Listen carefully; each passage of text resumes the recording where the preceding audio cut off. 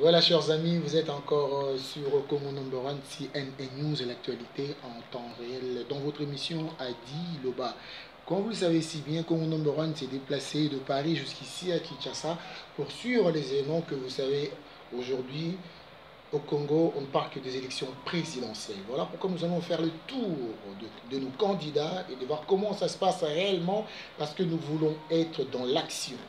Voilà pourquoi nous sommes ici. Notre invité d'aujourd'hui, c'est notre collègue, mon collègue à moi, Dani Bokome Tsunami, à Irid Kabongo, notre collègue à tous, l'incontournable Jacquindal, qui est un candidat national de Lukunga, le numéro 204. Voilà ce qu'il recommande aux Congolais. Komisanga, député Nayo. Avec nous aujourd'hui, Jacquindala, à qui je dis bonjour. Ouais, bonjour Adi, bonjour à tous les internautes.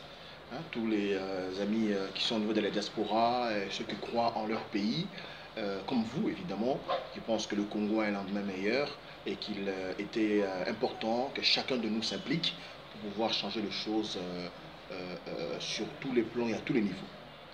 Jacquindala. C'est vrai, peut-être que tu l'as déjà dit d'ailleurs, peut-être que chez Congo Number One, ou bien devant moi, tu l'as jamais peut-être pas dit.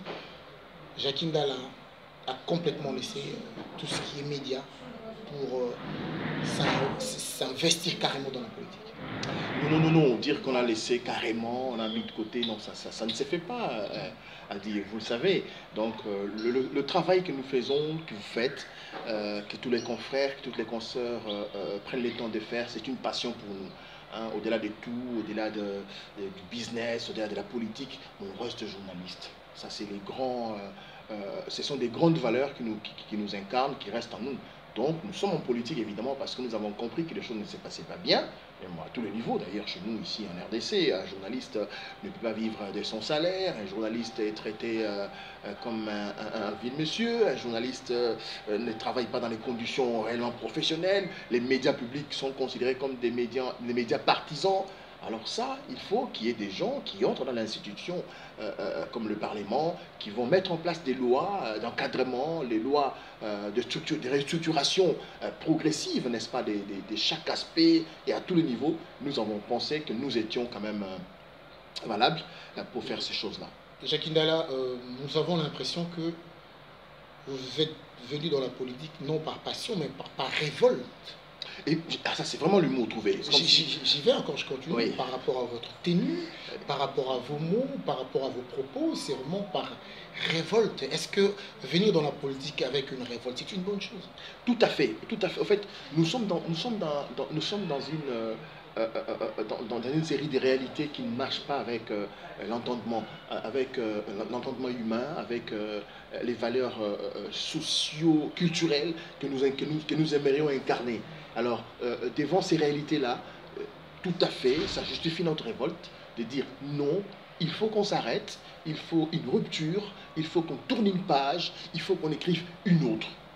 Et c'est vraiment ça le terme choisi, c'est-à-dire nous sommes vraiment des candidats révoltés pour voir notre pays recouvrir sa place au niveau du Conseil des Nations. Jacquindala serait resté un homme de médias, tout en dénonçant les choses, il serait beaucoup plus écouté. Pourquoi être député? Pourquoi être candidat? Pourquoi aller à l'Assemblée nationale? Formidable. Oui, c'est vrai, être dans le média, journaliste, vous allez parler, on va vous écouter, mais ça va s'arrêter là. Vous n'êtes pas un acteur. Et à la rigueur, un journaliste avec les réalités politiques d'un pays, c'est quelqu'un aujourd'hui qui vous dit quelque chose, demain on vous retrouve à la mer. Je crois que vous le savez. Mais par contre, quand on devient député, on a les mandats du peuple. Il y a des gens qui sont mis ensemble, qui vous confient une responsabilité. Aller au niveau de l'hémicycle pour les défendre, pour parler au nom de ces personnes-là. Donc nous pensons qu'avoir un mandat législatif nous permet, n'est-ce pas, d'intégrer les systèmes politiques de notre pays, mettre en place, construire des lois, débattre autour de ces lois, contrôler l'exécutif et même sanctionner si ça ne va pas. Aujourd'hui, on touche le bois, on touche du bois toujours. Candidat à Lukunga, Jacquindala, député national. Oye, Maboko. Aujourd'hui, Jacquindala a l'équité, c'est tout ce qu'on ne souhaite pas. Qu'est-ce que tu fais alors? Non, non, je crois que c'est, je l'ai dit d'ailleurs hein, partout, donc les élections sont comme une compétition.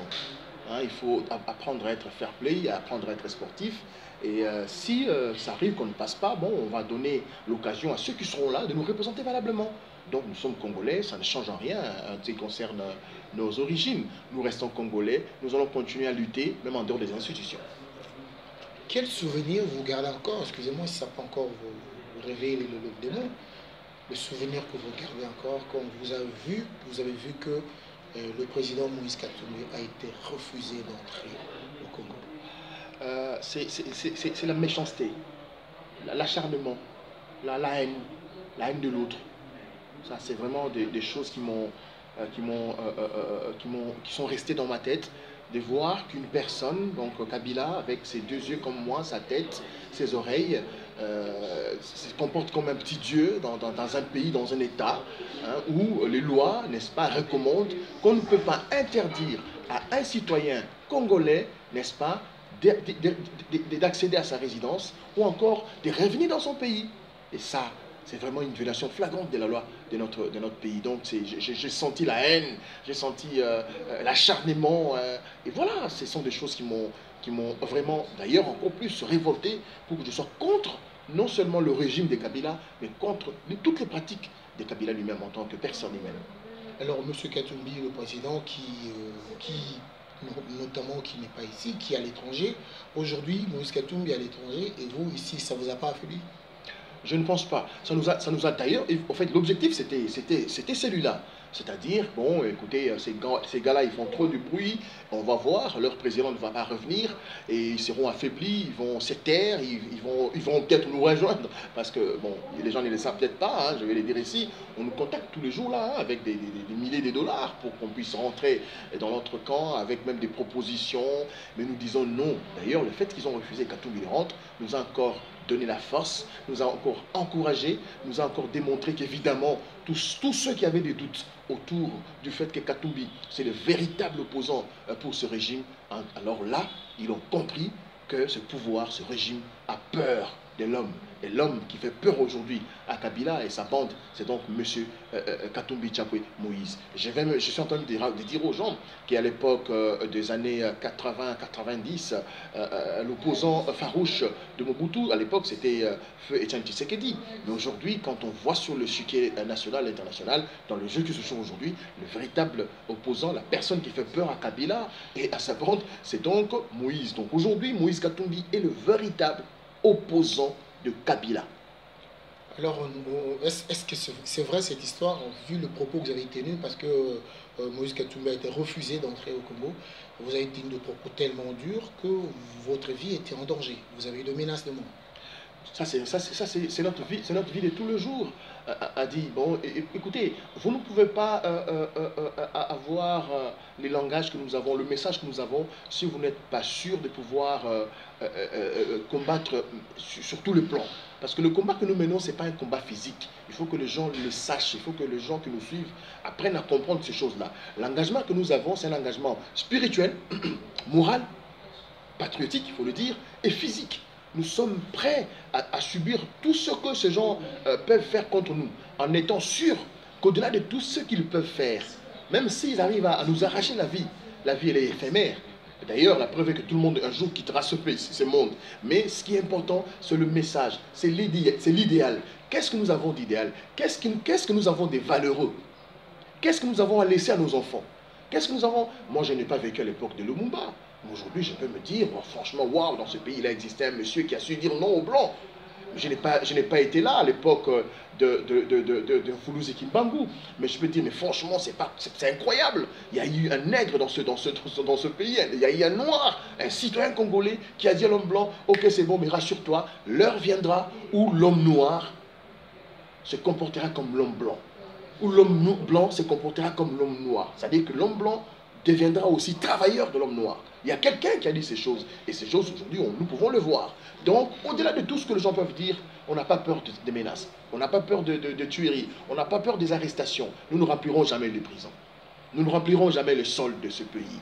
Nous vivrons, nous nous battrons, parce que ce qui se bat aujourd'hui, ce n'est pas ces corps charnels, ce n'est pas ces corps lâches. Ce qui se bat aujourd'hui pour ce pays, c'est l'esprit, c'est la volonté, c'est le courage, c'est la détermination de pouvoir voir notre pays être réellement libre et libéré. Parlons maintenant parlons de Genève, parlons des signatures, parlons des retraits des signatures, parlons des alliances, parlons de dynamique de l'opposition. On va essayer de parler de tout ça. Après, Oui. nous allons revenir sur votre candidature, M. Jackie Ndala. Genève, ils sont partis chercher un candidat commun. Oui. Ils ont tous signé. L'histoire, tout le monde connaît l'histoire. Ils ont fait une déclaration. Après, il y a eu le retrait des signatures. Vous, en tant qu'un acteur politique aujourd'hui, parce que le pas sont déjà là, quand vous voyez les gens signer et retirer, c'est faisable, c'est possible. Ben oui, je crois que je l'ai dit dans plusieurs de mes interventions par rapport à cette attitude, ce comportement. C'est vrai qu'à un moment donné, en tant que personnalité qui incarnait les valeurs d'une communauté à un certain niveau, à un certain moment de l'histoire de son pays, c'est lâche. C'est vrai que c'est lâche. Mais restons aussi dans la logique du fait que c'est possible. Je peux signer aujourd'hui et retirer ma signature demain. Ce n'est pas un miracle. C'est fait tout simplement dire que voilà, j'ai réuni ce que j'avais pris comme engagement. Je rejette ce que j'ai pris comme engagement. Mais à quel moment cela arrive? C'est la grande question. Ce qui s'est fait à Genève, était-il un miracle? Et est-ce qu'il y avait des gens qui avaient des bouts de pistolet leur disant « vous devez signer ». Ce sont ces questions-là que nous devons nous poser. Et après, oui, c'est vrai, X, Y, ils ont retiré leur signature. Quel impact ça sur la société? Quel impact ça sur le combat, sur l'engagement pour bouter hors état de nuire ce régime? Ce sont là toute une série de questions qu'évidemment chaque Congolais, là où il est, au niveau de la diaspora et dans le pays, va pouvoir répondre. Sincèrement, votre choix, c'était Martin Fayulu? Non, on le dit d'ailleurs, notre choix, nous, je crois que le président Moïse l'a dit devant tout le monde, notre choix, le choix des ensemble était M. Tshilombo Tshisekedi Félix. Mais après les votes, je crois que le président a cessé de le dire. Moi, je trouve ça commence même à me gêner, hein, revenir là-dessus. Donc le président a montré qu'il n'était pas d'accord. Il a même posé les problèmes devant tout le monde. Que je ne suis pas d'accord. Moi, je pense que moi, je continue à soutenir Félix. Comment on peut nous amener deux candidats de la même province? Mais c'est Félix qui a abordé le président Moïse devant tout le monde, lui disant non, non, ayez vos apaisements, faisant Moïse, c'est normal, on y va, donc le choix est déjà fait, on a déjà fait les choix, on continue, nous soutenons tous Martin Fayulu, la loi est dure, mais c'est la loi. Ça, c'est l'engagement verbal devant le président Moïse qui n'était pas d'accord avec ce vote-là, qui a même demandé qu'on reprenne les choses. Donc je pense qu'aujourd'hui, nous sommes fiers de rester respectueux de nos engagements au niveau de Genève et nous avançons. Nous avons deux alliances. Quand j'ai des alliances, c'est façon de parler. Nous avons Moïse Katumbi, Martin Fayulu, Jean-Pierre Bemba et autres. De l'autre côté, nous avons Félix Tshisekedi, Vital Kamerhe et autres qui fait des alliances. Pourquoi je dis ça? Ça nous donne deux directions. La première direction, c'est celle de Martin Fayulu qui dit « Nous irons aux élections sans la machine à voter ». La deuxième direction qui dit « Nous irons aux élections avec ou sans la machine à voter ». Nous sommes d'accord jusqu'à là. Tout à fait. Alors, maintenant la question qui se pose, le 23 décembre, qu'est-ce qui va se passer? Est-ce que, parce que côté de l'UDPS et l'UNC, c'est clair que le 23, ils iront au bureau, devant le bureau de vote. Ils iront voter. Alors, du clan Jean-Pierre Bemba, Katumbi, Fayulu, Lamouka, on va dire, Lamouka, vous allez faire quoi les 23? Vous allez rester chez vous? Vous allez sortir dans la rue? Vous irez devant le bureau de vote? C'est quoi? Qu'est-ce qui va se passer?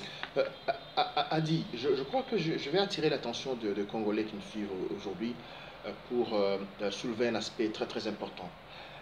Des fois, quand on est dans ce débat avec ou sans machine à voter, je ne sais pas où se situe le vrai problème. Le vrai problème, Adi, ce n'est même pas la machine à voter.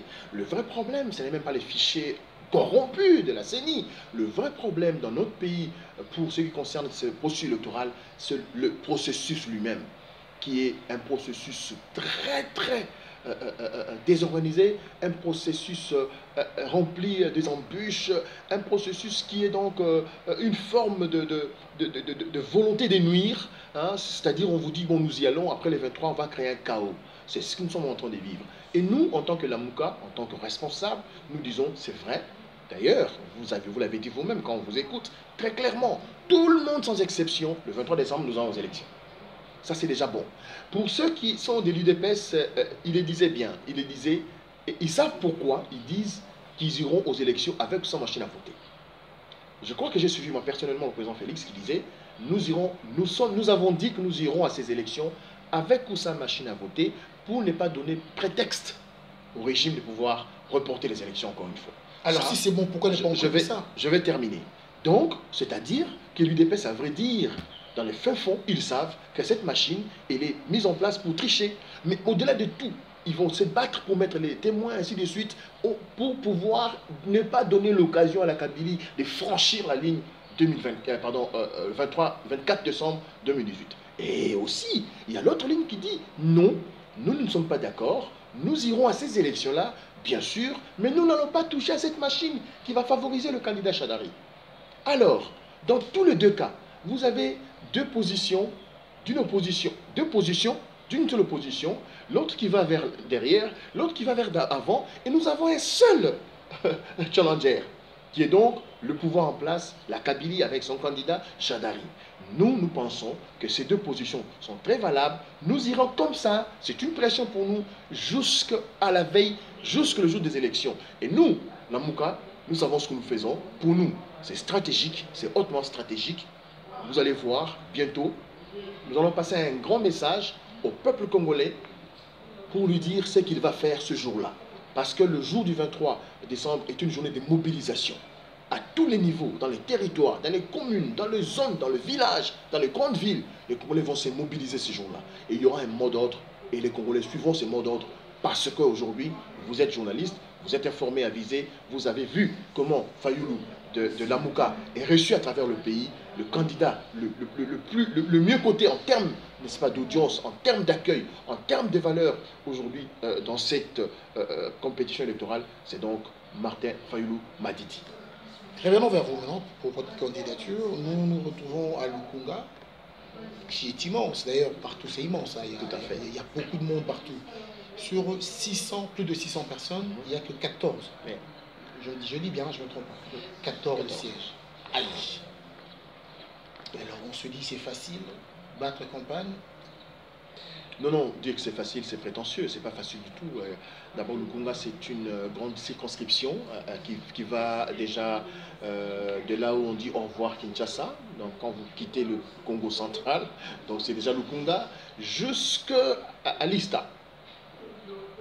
Listandolo. Donc, c'est-à-dire que c'est là la limite. Vous voyez comment c'est immense, c'est vaste. Et ça, ce sont, vous voyez, les grandes avenues, les grandes artères. Vous prenez la route de Matadi, vous êtes à Lipen, vous entrez vers Kitambo, vous êtes à Gombe, vous êtes à Barumbu, Kinshasa, Lingwala et Kitambo, j'ai cité. Et voilà, vous êtes à Barumbu. Donc ça, c'est ce qu'on voit. Mais il y a des coins et des recoins. Vous avez Kintsuka, vous avez Kindele. Vous avez, comment on appelle ça encore, pompage. Il y a des coins et des recoins. Ils sont tellement peupleux, ces coins-là. Vous devez être présent, discuter, échanger, avoir les contacts physiques directs avec cet électorat. Donc ce n'est pas du tout facile. Mais nous nous battons. Peut-être qu'on n'ira pas partout dans 30 jours. Mais nous faisons un travail de communication, nous avons des représentants, nous avons des médias, nous utilisons les réseaux sociaux pour atteindre ces populations. Et quelles sont les chances de Jackie Ndala? Les chances de Jackie sont intactes, parce que Jackie déjà a une expérience. En 2011, Jackie était candidat.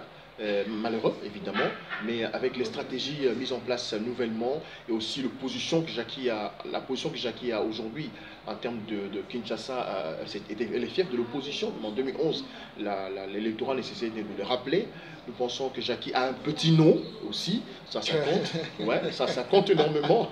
Jackie a un petit nom, c'est ça, ouais, ça compte. Donc Jackie a toutes ses chances de pouvoir, pourquoi pas être premier au niveau de cette liste de 14 personnes. j'allais dire, voilà, voilà.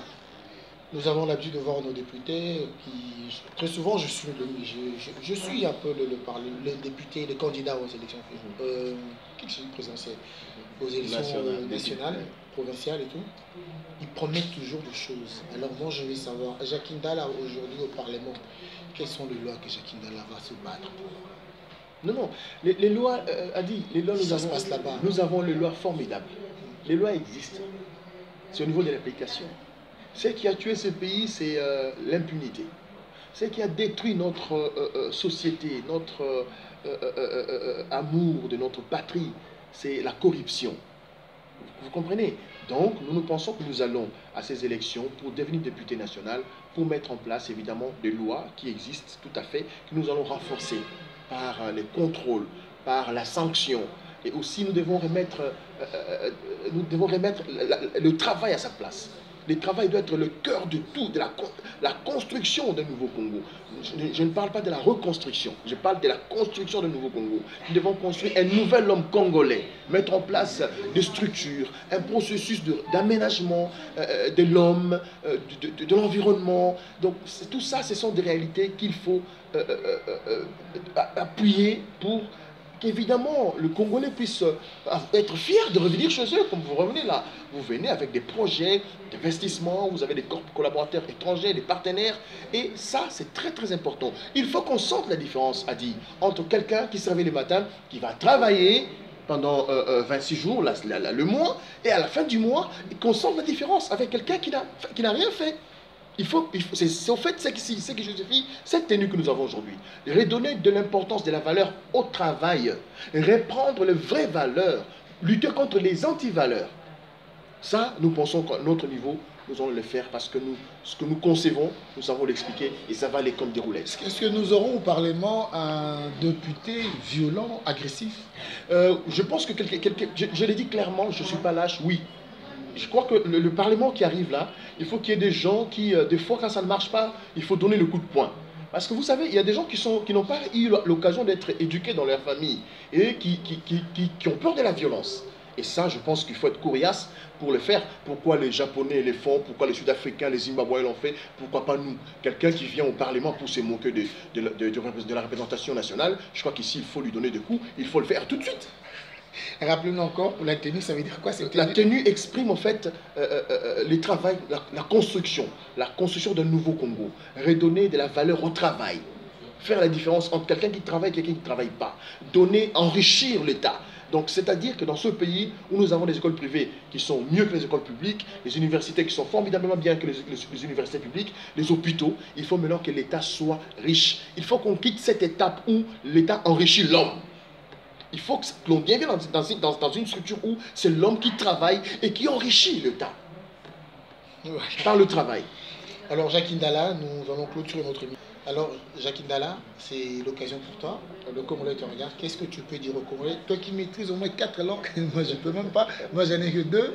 Si pas, ouais, que 2. Qu'est-ce que tu peux dire au Congolais pour que le Congolais, le 23, aille voter Jacques Ndala? Les langues, c'est rien à dire. Vous n'avez pas deux. Vous parlez les Mongo, vous parlez les Lingala, vous parlez les Français. Voilà, donc les langues, il faut juste vivre dans le milieu donc, et apprendre. C'est ça donc le privilège que nous avons reçu du Mobutisme, où les militaires, l'officier militaire pour pouvoir aller à la mutation avec sa famille. Il y a un bateau qui vous prend, qui vous amène à Libenge. Il y a un avion qui vous prend, qui vous amène à Lubumbashi. Donc c'est ça ce que nous avons vécu à l'époque de Mobutu. Ça, nous le reconnaissons. Donc merci beaucoup. Alors, Batata Bamama, Bana Lukunga, Bandeko Lukunga, Ndeko Nabino Jacques Ndala Yeyu, Nazali candidat numéro 204. Sur le monde 2, au monde numéro 4. Malamo Nazali candidat dans la présidente. Quelle coïncidence, quel mariage.